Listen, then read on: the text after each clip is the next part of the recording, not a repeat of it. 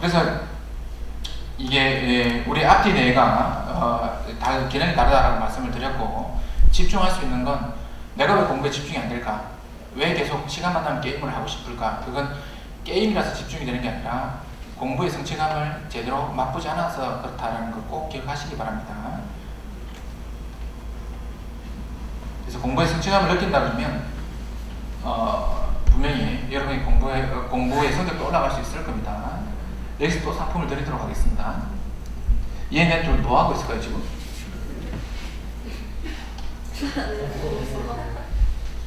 이거 진짜 사진인데 만든 게 아니라? 아무도 안 놀라니까요. 여러분에게 놀랄 사진 찾으려고 엄청 찾았는데, 얼룩말이고 얘가 사자잖아요. 얘네들 아니고요, 딴 애들입니다. 핸드폰으로 검색해보면 얼룩말도 60에서 84km까지 달리고 사자도 60에서 84km까지 달립니다. 그러면 사자가 멀리 떨어져 있고 얼룩말이 멀리 앞에 가 있잖아요. 그러면 성민아, 얼룩말이 한 50m 앞에 있고 사자가 50m 뒤에 있어. 얼룩말도 시속 80km 달리고 사자도 시속 80km 달려. 그치? 그럼 잡을 수 있어 없어? 과학적으로 없지. 지금 이 표정은 이미 잡힌 표정이다. 잡힐 수 없는 게 상식이지, 그치? 근데 어때 이거? 잡힌 거 같다 이거. 자세히 보면 뭐 사자가 차인 것 같기도 하고 한데 잡은 거거든 이거. 속도가 똑같은데 똑같이 달린 게 아니고 50m 앞에 있다고요, 얼룩말이. 사자는 50m 뒤에서 달렸다고요. 근데 번번이 잡힙니다. 왜 잡힐까 이거?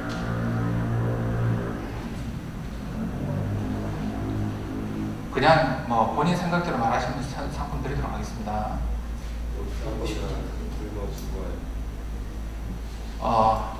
오늘 이 시간 들었던 대답 중에 가장 마음에 안 드는 대답이지만 상품을 주기로 했으니까 서민이로.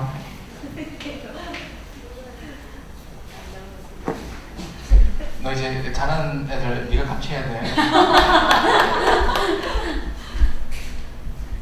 잡히는 이유는 하나밖에 없죠. 얼룩말은 쫓기는 상태고 본인이 더 나아져야 될 건 생각 안 합니다. 이게 소극적이라고요. 달리는데 집중하는데 나만 아니면 돼. 내가 그냥 80km 뛰면 나 말고 다른 애가 잡히겠지 라는 생각이 드는 거라고요. 목표의식도 없고 즐거운 마음도 없고 오직 이 상황을 피하고 싶은 마음밖에 없다고요. 아침 7시에 집을 나서서 저녁 11시에 들어오는데 오늘 7시에 나서서 저녁 11시에 들어온다. 이렇게 한 석 달 보내면 방학 오겠지. 또 방학 대충 지나가다가 또 계약이다. 이번에 어떤 담임 만났을까? 이번에 담임 만났는데 나이도 좀 많은 것 같고 말도 안 통하는 것 같고 1년도 고생하겠구나. 또 1년 열심히 다니다가 입시 치르고 본인이 가고 싶지 않는 대학, 그러면 본인이 가고 싶은 대학은 못 가니까 부모님께 떨어지나 보자, 지방으로 갈래, 이런 생각으로 인생을 한 바퀴 도는 사람들 있죠. 그런 사람과 똑같은 거라고요. 오직 이 상황을 피하고 싶은 것밖에 없습니다, 이 얼룩말은. 근데 사자는 태어날 때부터 그렇게 태어났다고요. 아까 승민이 말한 것처럼 그렇게 태어났다고요. 쫓는 것이 흥미가 있다고요. 그리고 여름 얼룩말 중에 딱 정확한 얼룩말 한 마리만 보고 뜁니다. 목표가 있다고요. 그리고 실패해도 포기하지 않는다고요. 여러분 그렇게 만들어졌습니다. 목표를 정해서 살 수 있도록 만들어졌고 실패를 경험할 수 있도록 만들어졌고 포기하지 않도록 만들어졌습니다. 지금 포기하고 싶은 마음이 든다. 그 마음은 여러분이 담아야 될 마음이 아니라고요. 단지 상황이 힘들어서 여러분에게 잠시 왔다 가는 마음이라고 생각하시면 됩니다. 그래서 사자가 얼룩말을 잡는 거죠. 그래서 이 과학적으로는 잡을 수 없는 건데 집중해서 자기 주도적으로 적극적으로 생각해서 잡은 겁니다. 여러분이 지금 목표를 어떻게 잡고 있는지 모르겠지만 다음번에도 만날 수 있으면 구체적인 목표에 제가 알고 있는 내용을 다 전달해 드릴 겁니다만 여러분 그 목표를 좀 더 구체화시키시고 한 번 실패하더라도 끝내면 안 됩니다. 사자가 한 번에 성공하지 않거든요. 그러니까 여러분의 목표를 정확히 하시고 즐거운 마음으로 그리고 적극적인 마음으로 임하시면 잡히는 인생이 아니라 잡는 인생이 될 수 있거든요. 여러분 다 잡는 인생입니다. 아시겠죠? 다 잡는 인생입니다. 다음. 정말 얼룩말이 아니고 사자의 삶을 살고자 한다면 즐거운 마음으로 최선을 다하면 되는 겁니다. 그런데 나는 웬만큼 공부를 해도 내 성격 때문인지 아니면 뭐 다들 이런 말 즐겁게 하죠. 그냥 쉽게 하죠. 부모님이 원래 공부를 못했으니까. 가장 부모님이 제일 싫어하는 말이고 속으로는 부모님이 인정하는 말입니다. 난 원래 안 돼. 부모님 성적표를 꼭 한번 기회에서 보고 싶다. 부모님 성적표를 찾는 걸 제가 가르쳐 드릴게요. 나중에 학교를 통해서 공부하는 거 물어보시기 바랍니다. 근데 부모님 탓이 아니라고요. 사자와 얼룩말을 쉽게 보여드린 이유가 여러분 마음속에, 여러분 머릿속에 그런 능력이 있다는 뜻입니다. 얘 누구죠?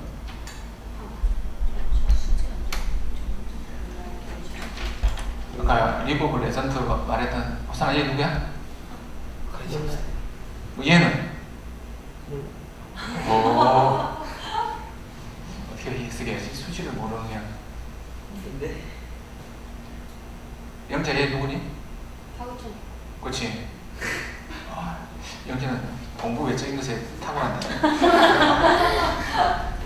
일천. 그리고 미스의 수지. 최근에 가수이면서 연기자로 돌아선 사람 중에 가장 연기자들에게 연기를 잘한다라고 칭찬받는 사람 2사람.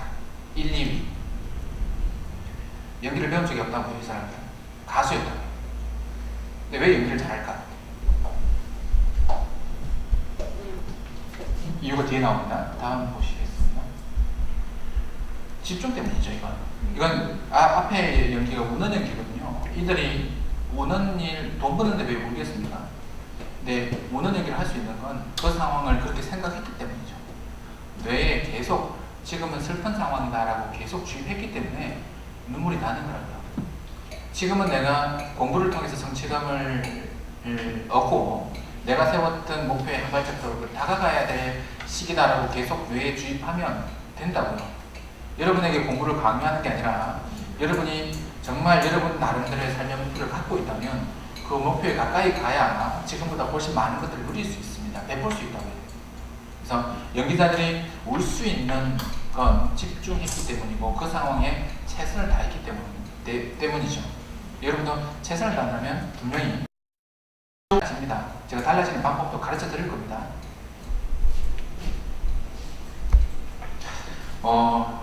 이게 JYJ의 유천도 모르고 미스의 수지도 모르는 여러분 정말 말씀에만 집중하는 거고 그래서 제가 받아드리겠습니다. 은혜롭네요.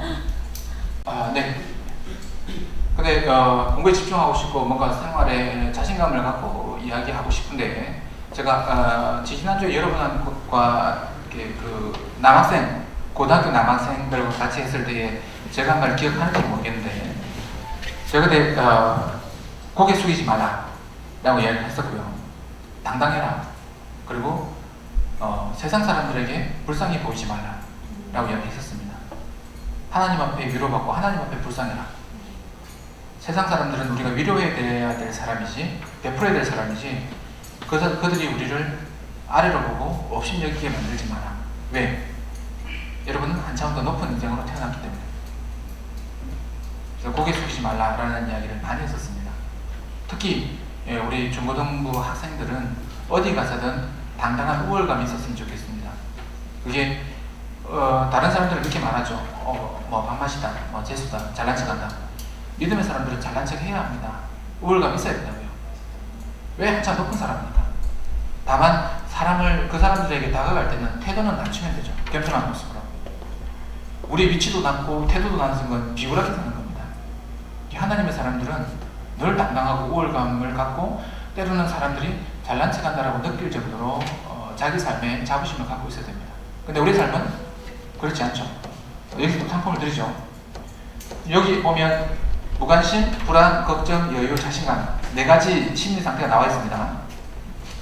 자신 있게 본인이 어떤 상태인지 말할 수 있는 사람. 무관심.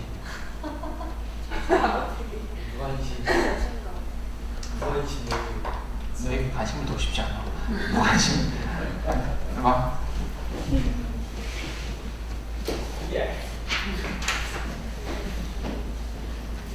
여기 보시면 여러분이 공부할 때에 학업에 임할 때에 대표적으로 가질 수 있는 심리 상태 4가지가 있습니다. 무관심, 여유, 불안과 걱정, 자신감. 성민이 한번 보자. 성민 어디니? 자신감?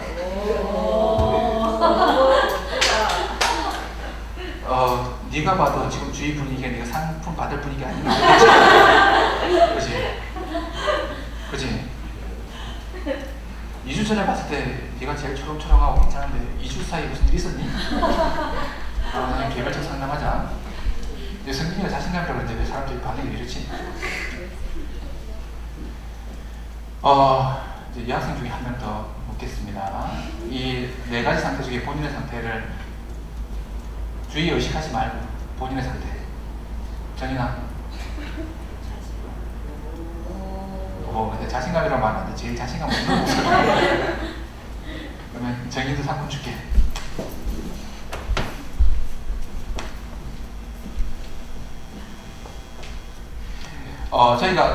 제가 여러분이 이 상황에서 공부는 마음에 달렸고 여러분의 삶의 태도도 그렇고 부모님에 대한 관계도 그렇고 신앙도 그렇고 태도에 달렸다고 얘기했잖아요. 근데 공부하는 사람들은 공부의 결과에 따라서 그 사람의 태도가 달라질 수밖에 없습니다. 이건 현실이라고요. 사업하는 사람이 사업이 안 되는데 늘 자신감을 찾을 수 없지 않습니까? 사람을 가르치는 사람이 학생들에게 인정을 못 받는데 나는 자신감 있다. 아마 학교에서 잘릴 수밖에 없는 거죠. 근데 우리도 마찬가지입니다. 우리 공부하는 학생들의 신분에서는 공부의 결과에 따라서 이 4가지 상태에 놓일 수밖에 없는 거라고요. 다만 아까처럼 성민처럼 근거 없는 자신감을 가질 수도 있습니다. 좋은 거죠. 근데 무관심은 일단 본인이 이루고자 하는 목표의 난이도도 낮고 바램도 낮고 과제 목표 수준도 낮은 상태입니다. 그리고 의지, 노력, 기도하는 마음도 낮은 사람이 무관심한 상태죠. 이 상태 아닌 거 맞지? 네, 아니요. 아니길 바랍니다. 우리 흔히 말하는 학업 포기한 사람. 아니야. 계속 구성하니까 더 이상하다. 아니야. 포기한 사람은 무관심할 수밖에 없죠. 중간쯤에 있는 애들은 정말 고민 많이 하거든요. 공부 때문에. 근데 뒤에 있는 애들은 고민 안 합니다. 늘 걔네들 체육 시간이죠. 영어 선생님이 들어와도 체육 시간이고 국어 선생님 들어와도 체육 시간이고 늘 즐겁다고요. 머리보다 목이 더 많이 쓰고 이 상태라고요. 무관심. 우리 교회에서 대표적인 사례가 있답니다. 이를 위해서 기대해 주시기 바랍니다. 이 상태는 아닌 거니까 그냥 흥미로 말했으니까 두고 여유를 가질 때가 있습니다. 여유. 초등학교 때 여기 다 공부들 잘했었죠, 그죠? 그죠? 초등학교 때는 공부를 다 잘했습니다. 부모님에게 다 이쁨 받는 자녀들이었다고요. 근데 중학교 교복을 입는 순간, 네, 엄마하고는 완전 적이 됐어요. 교복을 입는 순간. 그 이유가 초등학교 때는 여러분이 공부해야 될 난이도가 낮고 빨리 공부를 하고 다른 걸 해야 되는 그 순수한 마음이 강했다고요. 초등학교 과제는 여러분이 그냥 소화시키면 끝나는 겁니다. 그러니까 초등학교 학생들은 시험이 다가와도 더 재밌게 놀죠. 시간이 더 많으니까. 시험 기간에 더 재밌게 놀았던 기억이 있는 사람들은 반성하시기 바랍니다. 본인 수준이 뭐라고요? 초등학교 수준이라고요. 네. 시험 기간에 괜히 기쁜 아이들은 초등학교 수준입니다. 근데 우리 많은 학생들이 여기 있습니다. 불안과 걱정. 불안과 걱정에 있는 상태의 아이들은 본인이 해결해야 될 과제의 수준은 높다고요. 대학은 꼭 가야 되겠다고요. 그래서 공부의 난이도도 높습니다. 해결해야 될 문제가 많다고요. 근데 거기만큼 의지나 노력이나 기도하는 정도가 기도하는 마음이 따라가지 못할 때는 늘 불안하죠. 준비가 덜 됐으니까. 시험 직전에 벼락치기 하잖아요. 벼락치기 하면 그것은 내 잠시 머물렀다 가는 기억이라서 벼락치기 했다가 시험 성적이 잘 나왔다라고 할지라도 그 학생이 수능에 가서 좋은 점수를 받을 가능성은 별로 없습니다. 그래서 불안과 걱정이 많은 아이들은, 학생들은 본인이 이루어야 될 목표는 없지만 거기만큼 준비가 덜 됐거나 의지와 노력이 부족하거나 기도가 더 필요한 학생들이죠. 근데 이 불안과 걱정에 있어야 될 사람들이 자신감을 갖고 있을 때가 있습니다. 그렇습니다. 지금 내가 설명하고 나니까 너 어디야? 저는 이렇게 말하자마자 바로 교육하자마자 반응이 있는 학생을 정말 좋아합니다. 가르치는 대로 다 따르잖아요. 넌 잘 될 거야. 불안과 걱정이 있는 아이들 중에도 자신감을 갖고 있는 아이들이 있다고요. 엄마들이 걱정이죠. 얘는 성적은 안 나오는데 그냥 거의 서울대 복학생처럼 활동을 하고 있어요. 성적은 안 나오는데 정말 밝아. 성적이 안 나오는데 얘가 부모님을 위로하고 있어. 엄마 이제 공부가 다 나온다. 다음도 있잖아. 3학년도 남았잖아. 딴 애들 3학년 때 열심히 하면 돼. 내가 더 열심히 할게. 이미 늦었습니다. 그때는. 근데 불안과 걱정인데 의외의 자신감을 갖고 있는 자녀들은 축복받은 자녀들입니다. 왜냐하면 성품 자체가 남들보다 더 긍정적이라고요.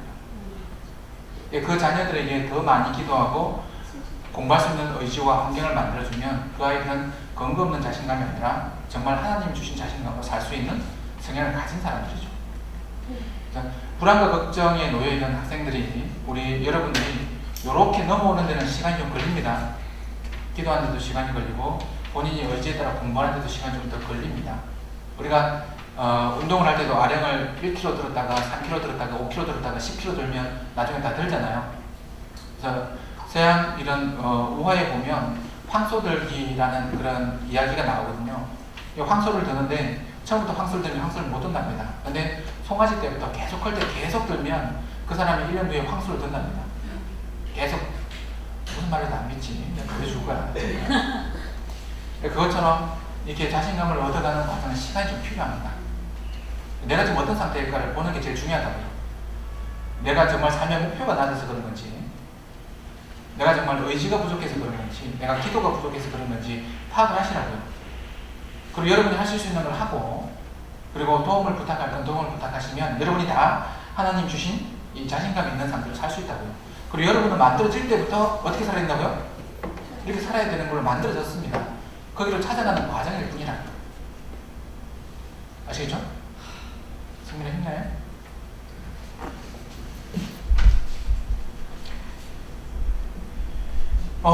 그래서 이제 그 노력이나 또는 기도가 사람의 인생을 바꾼다라는 연구 결과를 하나 보여드릴게요.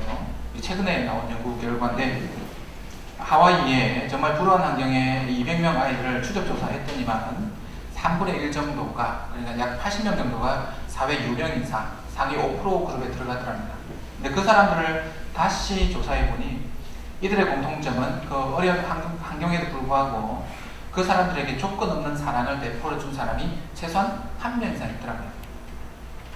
그러면 어려운 환경, 그리고 가난한 상황, 그리고 힘든 이런 여러분의 지금의 조건이 좌절과 무기력과 만나면 그대로 그냥 어려운 삶을 산다고요.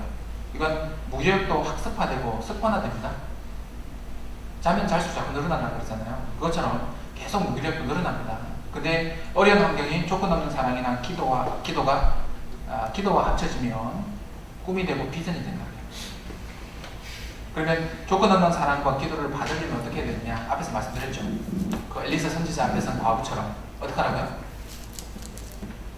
말하라. 하나님께 말하라. 고백하라. 부모님께 나누라고. 그래서 분명히 지금 우리 환경이 조건 없는 사랑이나 여러분의 열심히 공부하고자 하는 의지와 기도가 합쳐지면 어떻게 된다고요? 꿈과 비전을 이루는 삶이 될 수 있다. 뭐든지 다 사람 마음먹기에 달렸다라고 하지만 우리 공부는 더 합니다. 더 마음먹기에 달렸습니다. 근데 사람의 그런 여러분의 여러 가지 일들이 의지, 노력, 그리고 기도, 마음에 달렸다라는 것을 보여주시는 말씀들인데, 다른 것도 다 중요하지만 요 뒤에 나오는 마태복음의 씨 뿌리는 자의 비유는 여러분께서 한번 묵상해 보시면 좋을 것 같습니다. 주님께서 지혜를 주시고 바른 길로 인도해 주시는데 그것을 어떻게 받아들이느냐, 그 사람의 마음 상태에 따라서 결과가 다르다라고 비유를 통해서 말씀해 주시는 건데, 4가지로 비유해 주시는 것 여러분이 다 알고 있을 겁니다. 길가에 떨어지는 믿음, 흙이 얕은 돌밭에 떨어지는 믿음, 가시밭에 떨어지는 믿음, 그리고 좋은 땅에 떨어지는 믿음. 좋은 땅에 떨어지는 믿음이어야만 열매를 맺는다고요. 여러분이 할 수 있는 일은 뭐라고요? 하나님 주신 은혜를 어떻게 받으라고요? 좋게, 그냥 좋은 땅으로 받아들이는 게 제일 좋은 거라고요. 긍정적으로 받아들이면 여러분의 삶은 바뀝니다. 변할 수밖에 없는 거라고요. 위에 보시면 길가에 떨어지는 믿음이나 얕은 돌밭에 떨어지는 믿음이나 가시밭 위에 떨어지는 믿음은 아예 하나님의 말씀을 받아들이지 않는 사람. 지금 제가 한 15명 되나요? 여러분께 말씀드려도 오늘 이 1시간 반이 차라리 핸드폰을 보는 게 더 낫다라고 생각하는 사람들이 있을 겁니다. 저는 모든 사람들이 다 오늘 시간을 통해서 하나님의 뜻을 알았다라고 기대하지 않는다고요. 그 정도로 제가 준비되지도 못했고 제가 그 정도로 지혜롭거나 현명하지도 못하다고요. 어느한 걸 제가 인정합니다. 근데 하나님께서 가장 낮은 자를 도구로 써서 여러분에게 가장 은혜로운 말씀을 전할 때에 그것을 제대로 받아들인 사람이 있습니다. 분명히. 단 한 명이라도. 최소한 오늘 상품을 받은 사람들은 열심히 해야죠. 그죠? 중에 있는데. 길가에 떨어지는 믿음은 받아들이지 않는 믿음이죠. 그 대신 두 번째는 얕은 돌밭에 떨어지는 믿음은 그때만 기뻐하는 믿음. 아 그래 오늘부터 열심히 해야지. 흔히 말하는 작심삼일. 이런 사람들은 그 기쁨이 잠시 있다가 햇볕이 나면 말라 비틀어져서 죽어버리는 나무와 같고 풀릴 것 같습니다. 그래서 그 기쁨을 느끼거든 그것을 유지하는 게 중요하다. 세 번째 가시밭에 떨어지는 믿음은 하나님의 말씀을 알겠는데 날 사랑하시는 건 알겠는데 그 밖에 다른 것들이 더 크게 보인다고요. 우리의 환경, 부모님, 나의 가난, 나의 성적 뭐 이런 것들이 더 먼저 보입니다. 나의 머리. 근데 그건 문제가 되지 않습니다. 그 모든 것을 다 뒤로하고 하나님께서 나에게 가장 귀한 것을 주셨고 나는 내 꿈을 이룰 수 있는 재능을 핸드폰에 담겨져 있는 기능처럼 다 가지고 태어난 사람이다. 그것을 활용만 하면 이 꿈이 이루어질 수 있겠구나라고 느끼는 사람, 그렇게 받아들이는 사람이 좋은 땅에 떨어지는 믿음을 가진 사람이라고요. 여러분에게 무리한 요구를 하지 않으신다 그랬죠? 내가 너를 위해서 무엇을 하랴? 너에게 가진 것이 무엇이냐? 이것보다 더 은혜로운 질문은 없습니다. 조건이 없다고 했죠. 무조건적인 사랑의 표본입니다. 하나님은 여러분을 그렇게 사랑하신다고, 여러분을 그렇게 쓰시겠다고 작정하셨다고요. 그래서 좋은 땅에 떨어지는 믿음으로 거듭나시기 바랍니다. 이제 앞에 지금까지는 어떻게 보면 이론적인 그런 이야기들이 많았을 거고 졸린 이야기들이 많았을 건데 이제 지금부터는 여러분 일상에 돌아가시면 그대로 써먹을 수 있는 이야기들을 할 겁니다. 제가 20년 동안 공부하면서 해왔던 방법들이고 그리고 여러분 앞에 서면서 지금까지 했던 이야기를 1시간 20분 정도 했던 이야기를 어떻게 받아들였는지 모르겠지만 시중에 유명한 공부에 관련된 책을 3권 이상 읽었습니다. 그 안에서 여러분에게 검증된 이야기만 해줘야 되니까 제 얘기를 할 수 없지 않습니까? 그리고 대학 다닐 때부터 제가 봤던 성경책에서 제가 정말 가슴 깊이 정말 이게 마음의 양식처럼 받아들였던 말씀을 여러분에게 드리려고 예를 좀 썼습니다.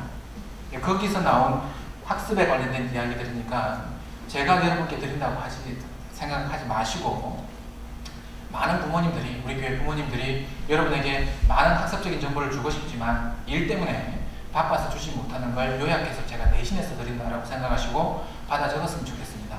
이 부분은 여러분에게 적용이 됐으면 좋겠고요. 이것이 곧 여러분 기말고사에 좋은 열매로 맺어졌으면 좋겠습니다. 이건 제가 다른 마음으로 드리는 게 아니라 뒤에 우리 고수님도 계시고 강목사님도 계시지만 제가 정말 존경하고 정말 다 좋아하는 분들이고 정말 그들의 삶을 보면 여러분을 얼마나 사랑하는지 알기 때문에 저 어른들을 대신해서 제가 여러분께 학습에 관련된 정보를 요약해서 드린다고 생각하시면 좋을 것 같아요. 흔히 인터넷에 보면 은행에서 주관하는 그런 입시 설명회에 구름대 같이 몰려다니는 잖아요. 그 부모님들보다 여러분의 부모님들이 더 많이 고민하고 계시네요. 그 역할을 제가 대신해서 드린다고 생각하고 아까 볼펜하고 아마 그 메모지 드렸을 겁니다. 그래서 아마 그대로 요약해서 여러분이 필요하다고 생각하는 것은 서머리해서 적용하시면 좋을 것 같아요. 하나님께서 여러분을 정말 귀하게 사용하시길 바라고 여러분이 열심히 공부하면 그 열매가 클 것이다 라고 약속하셨습니다. 여러분이 좋은 땅에 믿음만 갖고 계시면 분명히 여러분께서는 하나님께서는 그 땅에 여러분이 상상하는 그 이상의 것을 주시겠다라고 약속하셨는데 현실로 돌아오면 그게 아닙니다. 그죠? 늘 원점으로 다시 돌아갑니다. 여러분이 오늘 제가 했던 말 중에 가장 반응이 좋았던 게 핸드폰 이야기죠. 다시 핸드폰으로 돌아갑니다. 정말 일사 끝날 때 핸드폰 팔기는 거죠. 핸드폰을 가지고 가다가 하루 종일 쓰면 배터리가 다 되잖아요. 그죠? 그 배터리 다 되면 여러분 어떡하죠? 충전하죠. 충전이 가득 되었을 때 느낌이 어때요? 그렇죠? 가득 차 있을 때 100% 충전됐습니다. 딱 끄면 좋잖아요. 개인 좋잖아요. 그죠? 저 나올 때도 없는데 정말 좋죠. 그러면 우리가 하나님에 관련된 사랑, 그리고 내가 정말 당장의 기말고사 시험, 대학, 내 삶의 목표를 이루고 싶은데 늘 하루가 지나면 다 된 배터리처럼 자신감이 없다고. 그러면 그 내 시험의 목표나 대학이나 삶의 목표를 제대로 이루려면 어떻게 해야 되냐고요? 배터리가 충전되는 것처럼 매일매일 어떻게 하라고요? 충전하면 되죠. 그죠? 아침에 열심히 내 꿈을 이루고 살겠다라고 작정하고 나가는데 저녁에 들어오면 힘들다고요. 충전하면 되죠. 3일까지 갈 것도 없습니다. 요즘 핸드폰 배터리 3일 가는 거 별로 없을걸요? 매일매일 충전하시라고요. 전 매일매일 충전합니다. 제가 충전하는 방법이랑 수험생들이 하는 기도의 제목들을 합친 게 있어요. 111 이미지 트레이닝, 학습 코드라고 해서 여러분에게 그 공부의 비밀을 가르쳐주는 책에는 이미지 트레이닝이라고 나와 있더라고요. 근데 이건 기도로 제가 바꾼 겁니다. 111은 1분, 1분, 1분입니다. 하루에 3분. 좋아요. 하루에 3분 늦게 나가면 버스 놓치니? 아니지, 그지? 3분 정도는 줄 수 있는 거지? 3분 정도 하기로 약속했다. 1분. 첫 번째 1분. 하나님께 지금 이 순간 건강하게 하루를 시작할 수 있도록 시작할 수 있게 된 것에 감사하며 주님께서 주신 나의 새로운 하루를 다시 주님께 돌려드리겠다라고 고백하며 주님과 함께 행복하고 충실하게 학교 생활을 하겠노라 라고 고백하는 1분이 필요할 것 같고요. 두 번째 1분은 나의 삶의 목표, 대학의 목표, 그리고 하루의 목표나 시험의 목표를 고백하며 하나님께 하나님 이걸 이루고 싶습니다 라고 고백하시는 1분. 마지막 1분은 내가 이 목표를 이루고 난 이후에 하나님께 영광을 돌리는 모습, 그리고 가난하고 낮은 자와 함께 지내는 정말 의미 있는 모습, 그리고 나로 인하여 부모님께서 기뻐하는 모습, 그리고 나로 인하여 내가 기뻐하는 모습을 상상하며 기도하고 지금까지 온 것은 여기까지 온 것만으로도 감사하는 마음으로 마무리하시면 됩니다. 하나님에 대한 감사, 부모님에 대한 감사, 교회에 대한 감사, 그리고 그 외 많은 기도해 주시는 어른들에 대한 감사. 딱 3분 걸립니다. 우리 지금 한참 미국 그 메이저리그 유현진 지금 포스트 시즌 하고 있는 중이고요. 그리고 이제 우리나라도 그 여러 가지 축제, 그 야구 포스트 시즌 중에 있죠.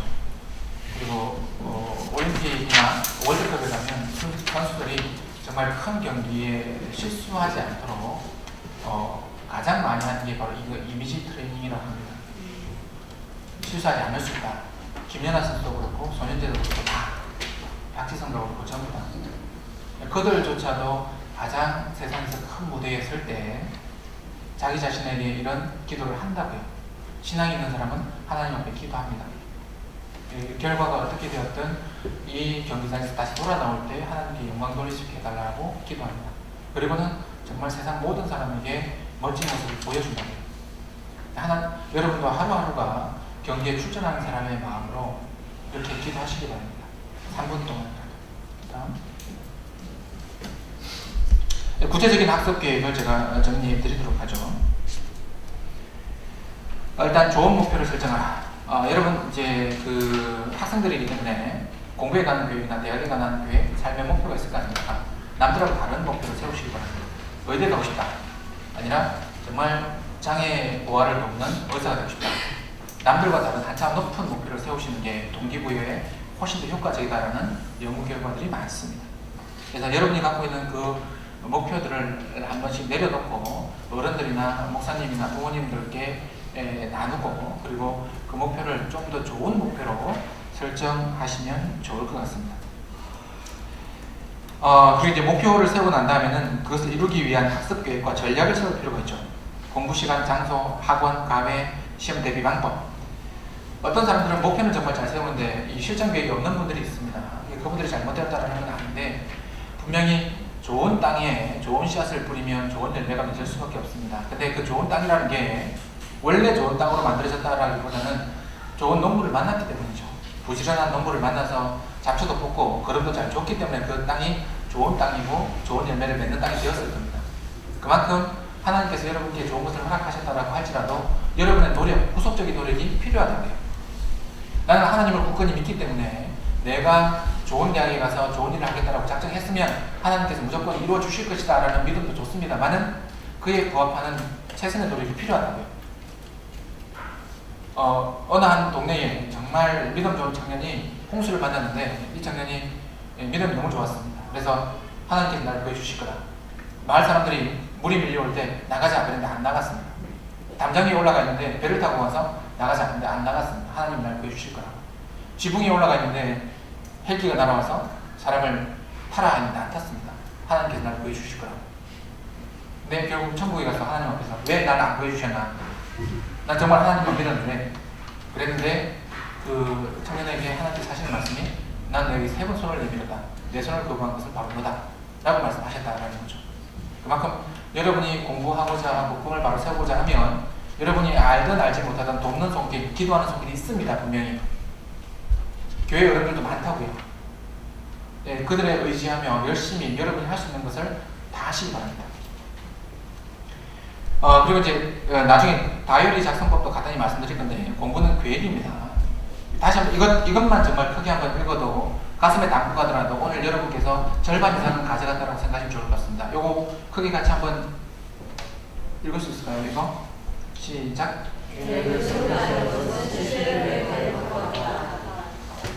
우리가 계획을 세우지 않고 한 해를 맞이하는 사람 정말 많거든요. 근데 계획을 세우는 사람을 조금 꼼꼼한 사람, 괜히 이것저것 많은 것을 생각하는 사람으로 잘못 착각하는데 그렇지 않습니다. 그냥 한 해를 맞이하고 그 해에 뭔가 좋은 것을 얻었던 사람은 없습니다. 본인이 실패한 것을 모르는 것 뿐이죠. 계획을 하지 않는 것은 실패를 계획하는 것과 같습니다. 기말고사 올 것 같지 않습니까? 그죠? 기말고사를 그냥 시험 시간표 발표되면 그 시간표대로 공부하는 것은 그 시험에 성공할 방법이 없다고요. 성공할 수가 없는 겁니다. 만약에 계획하지 않고 그 시험에 성공했다. 그건 시험이 아니라고요. 그만큼 여러분은 분명히 계획하는 사람이어야 합니다. 하나님 안에서 계획을 세워야만 여러분에게 주어진 모든 것들을 받아 누릴 수 있다고요. 계획을 세우지 않는 것은 실패를 계획하는 것과 같습니다. 더 이상 실패를 계획하지 않고 성공을 계획하는 여러분이 되시기를 소원합니다. 학습 동기를 부여하라. 하나님께 영광 돌리는 모습, 이웃들에게 나누는 모습, 베푸는 모습. 의사가 그냥 의사가 아니라 장애 아동을 돌보는 의사, 가난한 자에게 무상으로 진료하는 의사, 정말 남들이 보고 칭찬할 수 있는 의사가 되시기 바랍니다. 그런 꿈을 가졌다면 최상의 환경을 만들어라. 특히 TV, 인터넷은 여러분이 TV와 인터넷이 좋아서 몰입하는 게 아니라 그랬죠. 다른 성취감을 느낄 수 있는 것들이 있으면 TV나 인터넷은 멀어질 수밖에 없는 겁니다. 그걸 막으려고 들면 안 된다고요. 막으려고 들면 당연히 호기심이 높아질 수밖에 없습니다. 자제할 수 있는 힘을 키우시거나 다른 곳에 성취감을 느낄 수 있는 대상을 뽑으시기 바랍니다. 그리고 누구랑 같이 공부할 건지, 운동은 어떻게 할 건지, 식사, 편식하는 학생들 많다고 하는데 정말 내가 공부는 못해도 그럼 언제 공부할지 모르니까 몸이라도 튼튼히 해두자. 이건 많이 먹어야 됩니다. 견과류, 고등어, 현미, 콩, 달걀, 미역, 김, 초콜릿, 블루베리 뭐 이런 것들은 뭐 의학적인 설명 필요 없이 수험생들이 가장 선호하고 가장 효과가 있다라고 입증한 음식들입니다. 좋아요. 다 마음에 들어? 다 마음에 들어? 뭐가 제일 맛있어? 고사님 다 마음에 든답니다. 다 해주시기 바랍니다. 적절한 수면. 이게 잠자는 것, 이게 뭐 4시간만 자도 된다 뭐 이런 사람 많은데 집에서 4시간 자고 학교에서 4시간 자면 8시간입니다. 난 4시간만 자고 공부했습니다. 학교에서 4시간 자면 8시간 잔 겁니다. 다 합쳐야죠. 하루 24시간 중에 얼마나 잤는지. 다현아, 학교에서 얼마 자니?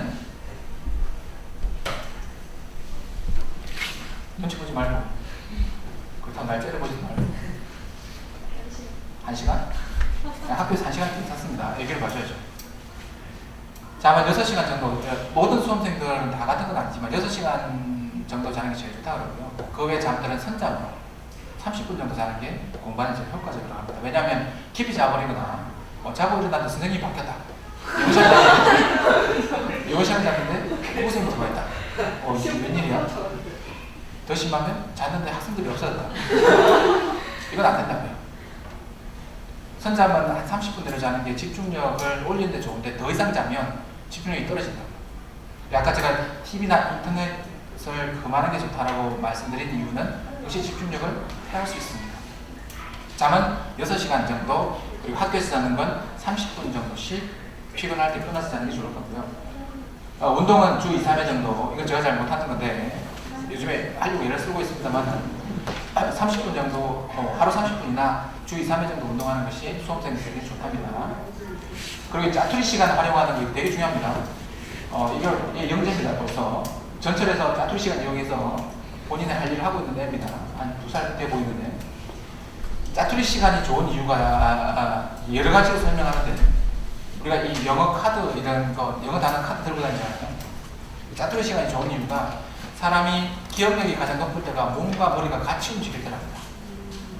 그래서 이상하게 걸어 다닐 때 책 보면 잘 들어오잖아요. 그죠? 밥 먹을 때 이렇게 쉬는 시간에 책 보고 있으면 친구들은 재수없다고 그러지만 집중 잘 되잖아요. 그죠? 그죠? 몸과 머리가 같이 움직이면 기억이 잘 된다고요. 그리고 짜투리 시간의 장점은 부담이 없다고요. 짜투리 시간 10분 공부했는데 성적이 안 나온다고 땅을 치거나 그러지 않지 않습니까? 짜투리 시간은 시간에 대한 결과에 대한 부담이 없을 뿐만 아니라 효율성이 높기 때문에 이 짜투리 시간을 절대 가볍게 여겨서는 안 된다고요. 영어 카드를 들고 다니시면서 암기를 하시는 게 그런 방법을 활용하시는 게 좋을 것 같습니다. 몰입도를 높일 수 있는 장점이 있고요. 그리고 자신에게 성공 보수를 주라. 자신에게 관대한 사람이 정말 다른 사람에게 엄격하다 이게 제일 안 좋은 모델이라고 하지만 분명히 자신에게도 자신을 칭찬할 수 있어야 됩니다. 저는 공부할 때에 샤워장에 들어가서 거울 보고 저한테 칭찬한 적이 있었거든요. 가족들이 얘가 공부를 너무 많이 해서 어떻게 됐구나 이렇게 말한 적도 있었지만 그 정도로 자신에게 보상을 줄 줄도 알아야 됩니다. 그리고 절대로 앞에서도 말씀드렸지만 하나님 앞에 위로받고 불쌍한 사람은 우리의 자격이고 우리의 특권이지만 세상 사람들에게 불쌍하다는 시선을 받아서는 안 되는 겁니다. 이기시기 바랍니다. 한 차원 낮은 사람들하고 경쟁해서 져야 될 이유가 없습니다. 세상 사람들에게 불쌍함을 당해서는 안 되고 하나님 앞에 위로받고 불쌍함을 받는 사람들이 되시기 바랍니다. 공부 방법인데 제가 대학 다닐 때 썼던 방법이기도 하고요. 그리고 이번에 공부에 관련된 유명한 책을 보니까 이 방법이 그대로 나와 있더라고요. 근데 이 공부 방법을 쓰던 애가 미국 예일대나 하버드 대학을 다 갔더라고요. 근데 저는 똑같은 방법을 쓰는지 왜 못하는지 모르겠어요. 똑같은 방법을 쓰는데 이게 다른 영어의 이제 근본적인 그런 학습 방법은 우리 전사님이나 희성고사님이나 우리 다른 사람들이 많이 알고 있으니까 그분들이 배우시고 이건 학습에 관한 겁니다. 학습에 관한 수능에 관련된 영어 단어가 수능에 2등급, 3등급을 받을 수 있는 영어 단어 수가 3,000개거든요. 안 믿으시는군요. 검색하시기 바랍니다. 3,000개 정도인데 그 3,000개를 단기간에 외워서 미국 유명한 대학에 들어간 학생의 방법이기도 하고 제가 사용했던 방법이기도 합니다. 일단 1000단어를 외우는 방법 3일 만에 외우는 겁니다.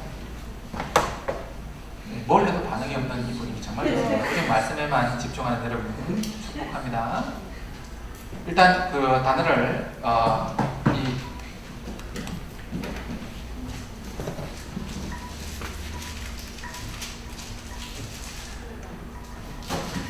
여기 단어 카드를 사왔습니다. 제일 집중하는 학생들에게 이걸 바로 선물로 드리겠습니다. 이 단어를 일단 50개씩 20묶음으로 묶습니다. 이걸 50개 단어를 쓸 수 있게 앞면에는 영어 단어를 뒷면에는 설명을 해석을 붙일 수 있도록 일단 이 단어를 1번부터 50번 51번부터 100번 해서 단어장을 이렇게 A 묶음을 5개 만들면 이게 250개 단어라고요. 그리고 B 묶음, C 묶음, D 묶음을 나눕니다. 이건 연필도 필요 없고 아무것도 필요 없습니다.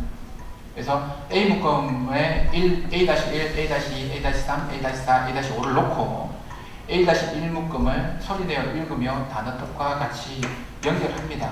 5번 읽는다고요. 예, 보통 그 단어를 보고 뜻이 생각나면 그것이 여러분 머릿속에 주입된 겁니다. 그러면 1번 단어, 1번 묶음 지나갑니다.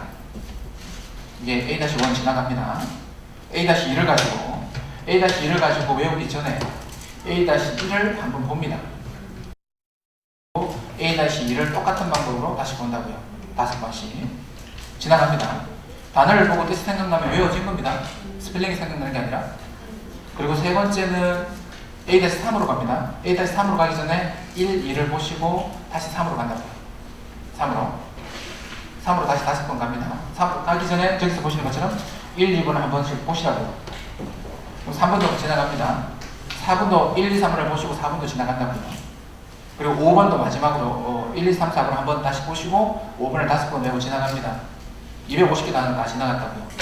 그러면 제일 많이 외운 단어, 제일 많이 암기한 단어가 몇 번이라고요? 1번이죠. 역으로 갑니다.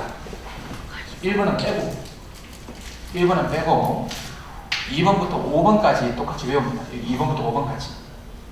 그 다음에는 3번부터 5번까지만 외웁니다. 그 다음에는 4번에서 5번까지만 외우고 그 다음에 5번만 외운다고요. 9단계를 거치는데 이거 3시간 정도밖에 안 걸립니다. 그러고 난 다음에 단어를 넣고 객관적으로 보고 여러분이 모르는 머릿속에 잘 안 들어갔던 단어 카드만 뺍니다. 통상적으로 30% 정도 빠진다고 그러거든요. 30% 빠집니다. 저렇게 공부하면 30% 빠진 것을 똑같은 방법으로 합니다. 그러면 나중에 10% 남는데요. 그럼 이거 다 하는데 3일 걸린다 그러거든요.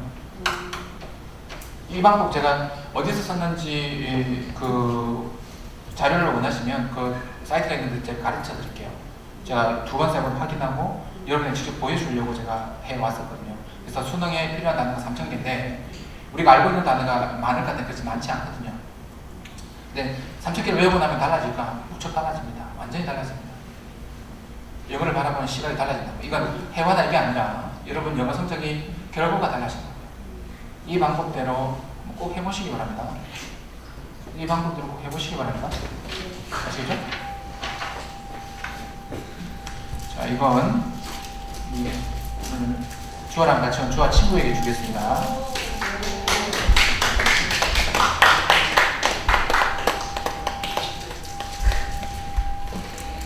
이 방법대로 꼭 한번 사용해 보시기 바랍니다. 다음 보시겠습니다. 이건 앞에서 했던 방법을 설명한 거고요. 뒤에 이제 복습과 다이어리를 활용하라 라고 나와 있는데 공부를 잘하는 사람, 못하는 사람 똑같이 시간 주어지면 다 하루 24시간이죠. 효율적으로 사용할 방법밖에 없습니다. 잠을 덜 자고 이럴 수는 없다고요.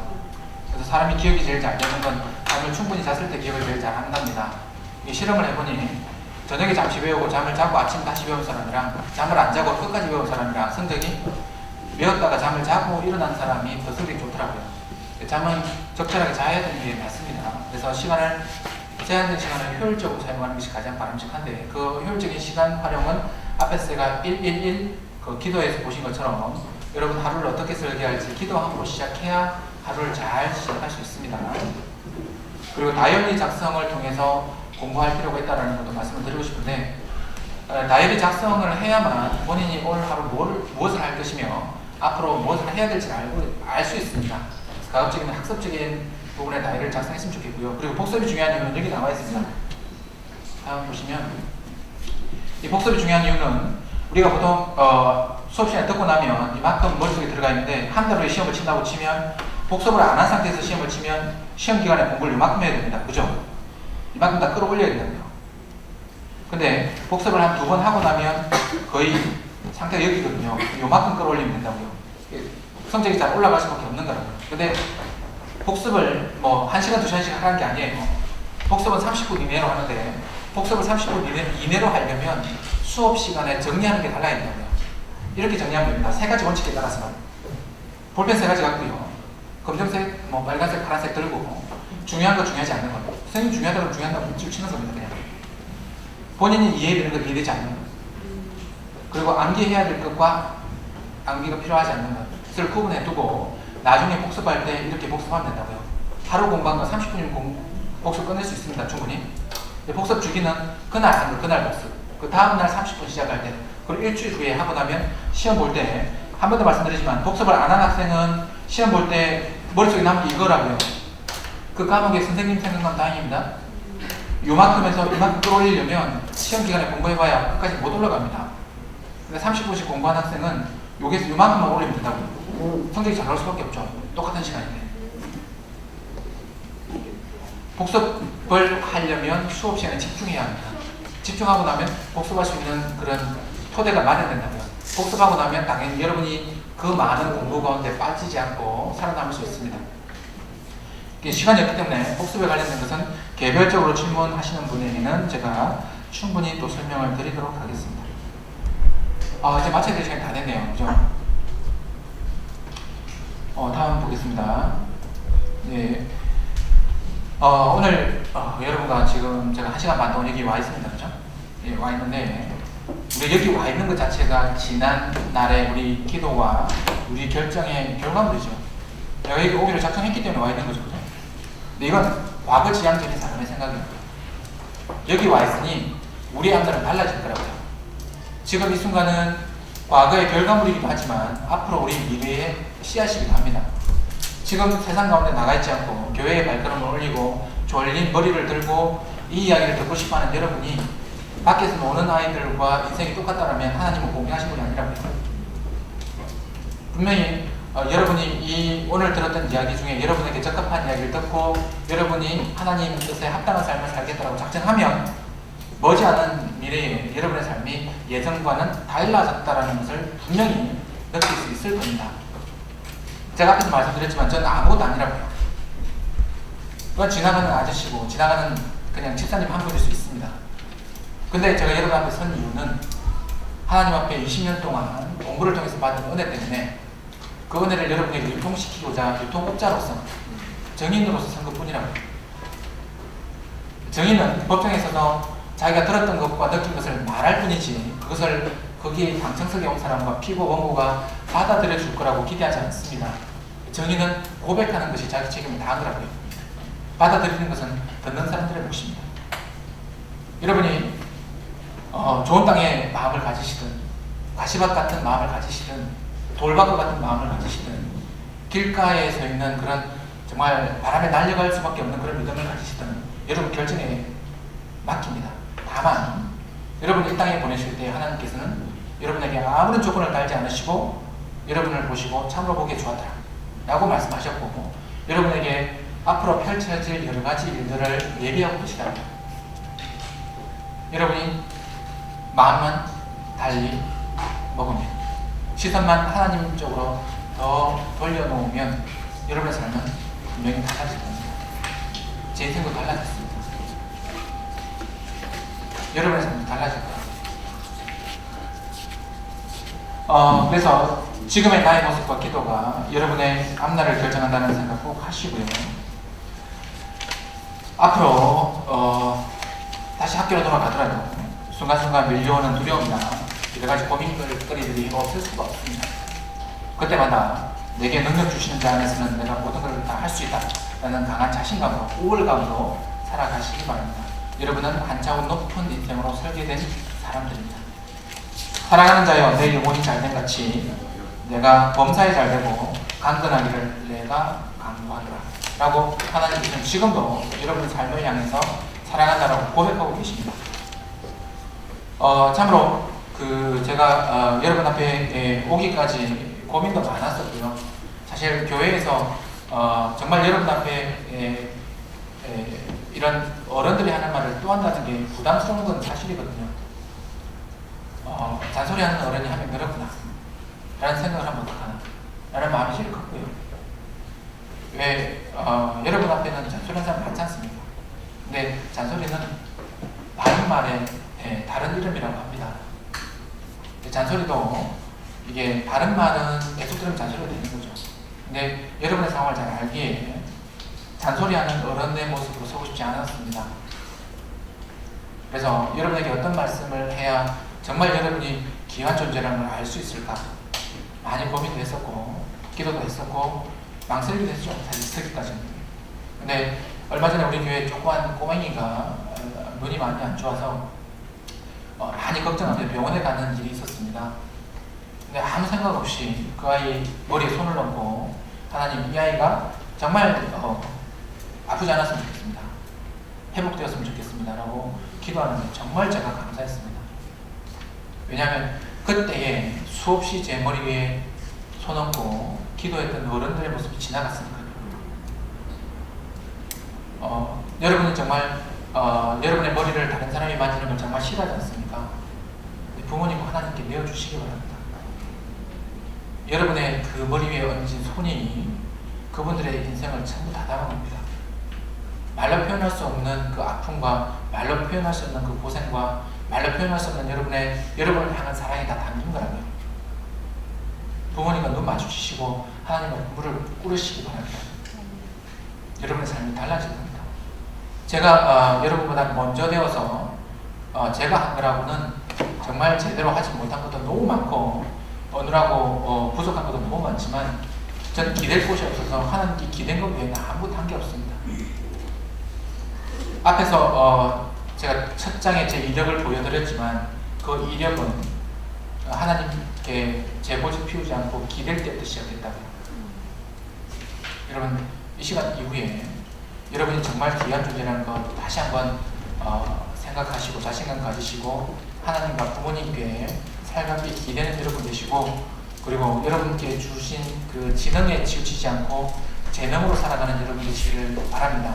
그리고 제가 14년 만에 교회에서 처음 강의하는 거지만 처음 강의할 때 사람이 적게 오면 어떡하냐라고 고민한 것보다 많이 오면 어떡하냐라고 고민했었습니다. 왜냐하면 처음 온 사람들을 기억하고 기도해야 될 것이 제 책임이기 때문에 오늘 농담하며 여러분과 같이 보냈지만 여러분의 모습 하나하나 다 눈에 담고 열심히 여러분 뒤에서 잔소리하는 어른이 아니라 여러분을 생각하고 기도하는 어른이 되겠습니다. 고맙습니다.